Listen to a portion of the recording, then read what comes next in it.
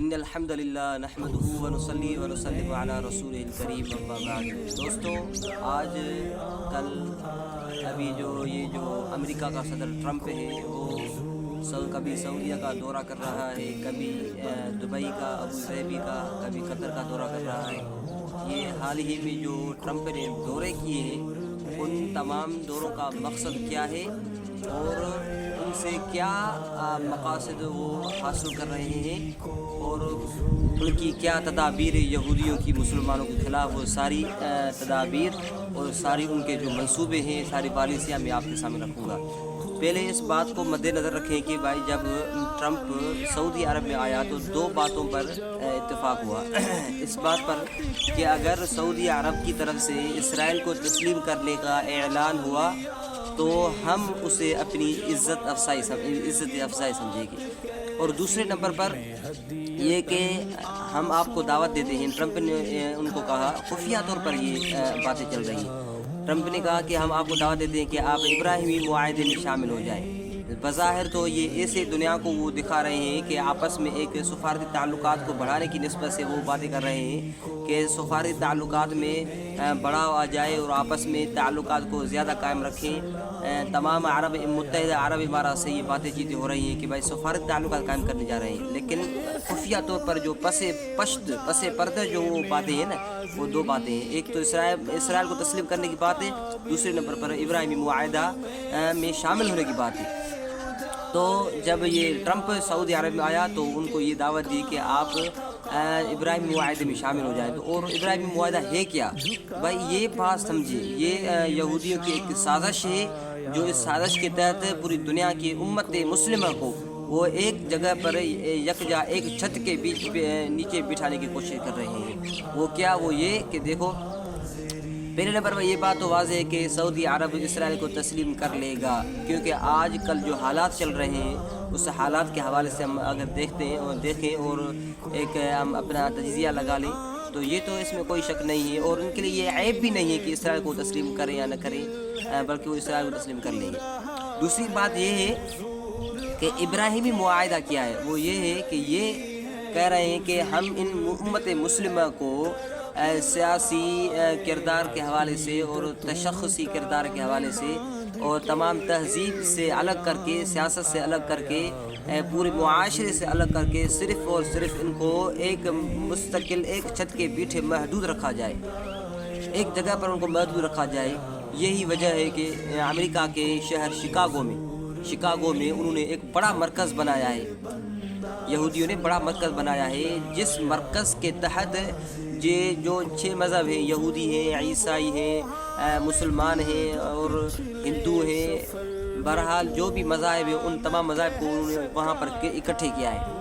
تو ان میں مسلمانوں کی مسجد الگ ہے اسی مرکز میں، اور عیسائیوں کا چرچ الگ ہے، اور یہودیوں کا سینیگاگ الگ ہے، ہندوؤں کا مندر الگ ہے۔ بہرحال یہ ساری چیزیں وہاں پر یہ کر رہے ہیں۔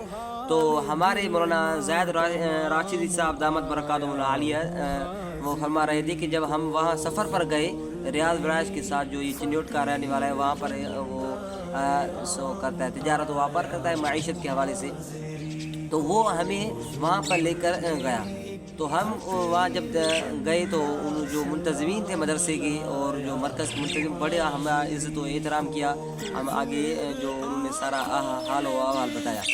اس کے بعد کسی نے وہاں پر پوچھا کہ آپ کو یہ کیسا لگا کہ ایک ہی مرکز میں مسجد بھی ہے، مندر بھی ہے، چرچ بھی ہے، سینیگاگ بھی ہے اور ساری چیزیں ہیں، آپ کو یہ کیسا لگا؟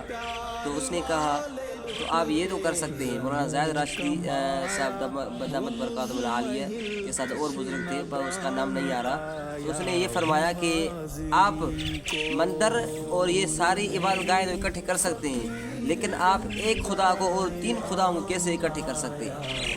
انہوں نے یہ فرمایا۔ تو وہ انہوں نے یہ جواب دیا کہ بھائی یہ فلسفہ آپ کا فلسفہ ہے، یہ نہیں چلے گا، اس طرح بہرحال وہ ایسے ٹال مٹول کر کے وہ بات جان چھڑا دی۔ بہرحال اس سے پتہ چلا کہ یہودی یہ چاہتے ہیں کہ ان مولویوں کو، ان مدارس کو باہر کی دنیا سے نکال کر کے ان کو صرف اور صرف مسجد اور مدرسے تک محدود رکھا جائے۔ یہی شروعات سے یہی سازش ہے ان کی۔ یہی وجہ ہے نا، جب سلطنت عثمانیہ ٹوٹا ہے وہاں سے عربوں کے زوال کا آغاز ہوا ہے. اور آج دیکھتے ہیں، آپ دیکھیں یہ ویڈیو دیکھیں، اس میں کس طرح بے حیائی اور بے غیرتی پھیلائی جا رہی ہے. عرب، وہ بھی عرب ممالک میں. یہودی بھی حیران ہے، عیسیٰ اسلام جس پر یہودی بھی حیران ہے، اور ہم یہ سمجھ رہے ہیں کہ گویا دنیا میں اسلام آیا ہی نہیں ہے. تو بھائی یہ باتیں جو ہوئی ہیں نا، یہ جب سے سلطنت عثمانی ٹوٹی ہے تو برطانیہ نے کیا کیا کہ سلطنت عثمانیہ کے لوگوں میں جو منافق لوگ تھے ان کو کہا کہ یہ ہمیں گرا کر دے دو، ہم آپ کو اتنے ڈالر دیں گے.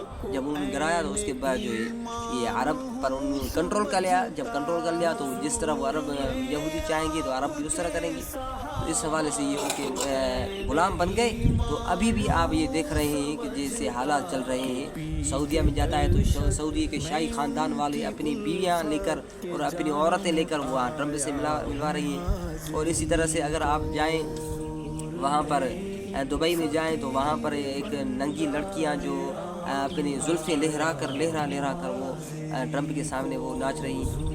اور اسی طرح سے قطر میں لڑکیوں سے بات چیت کرنا، ان سے مصافحہ کرنا، یہ باتیں کیا ہیں بھائی؟ اسلام ہمیں اس بات کا درس دیتا ہے.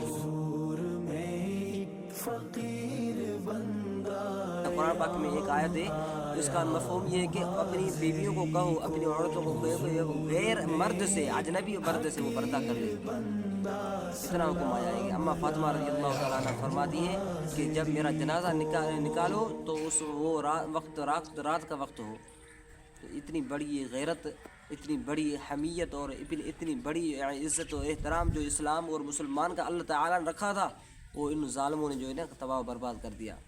اللہ تبارک و تعالیٰ سے دعا ہے اللہ تعالیٰ ہمیں غیرت ایمان عطا فرمائے، اور جو قرآن کے احکام ہو، اسلام کے احکام ہیں، ان پر عمل کرنے کی توفیق عطا فرمائے. اور خصوصی طور پر جو شرعی پردہ ہے وہ نہ بلکہ صرف ملک پاکستان کے اندر بلکہ تمام دنیا کے اندر جہاں پر بھی مسلمان عورتیں رہتی ہیں، مسلمان لیڈیز رہتے ہیں، اللہ تعالیٰ ان کو اس پردے کی جو حیثیت ہے اس حیثیت کو برقرار اور امید رکھنے کی توفیق عطا فرمائے.